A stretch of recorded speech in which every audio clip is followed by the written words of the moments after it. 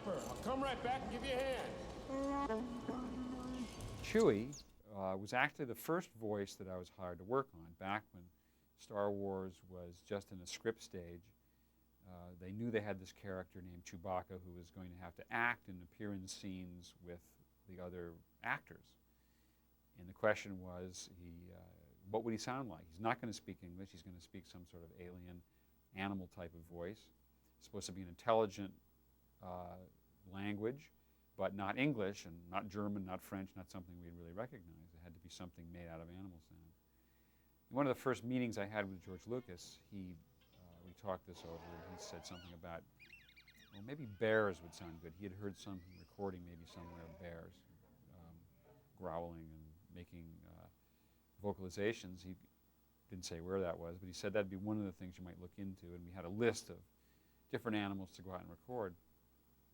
So in the sort of year I spent recording preliminary sounds for Star Wars, I collected lots of bear sounds as well as walruses and lions and badgers and sick animals and domestic and all sorts of things. And out of all these recordings, you could extract little bits of sound, little grunts and moans and ughs and args and purring sounds, whatever it might be. And I collected and put all on one tape, essentially, all these sounds which I thought had emotional feelings associated with them. You play this sound, it sounded affectionate. You played this other sound, it sounded angry. And in that manner, I kind of had these categories of little sounds that each had an emotional tone associated with it.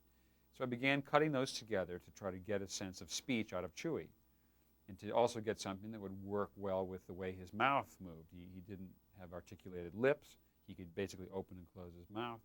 So you also needed to create a sound which would be believable as coming from a mouth which was operating like his did. And through a great deal of trial and error, came up with a voice for Chewbacca in that fashion. So it's a voice which is manufactured completely out of animal sounds, principally bears, and synchronized with the performance that's shot during filming.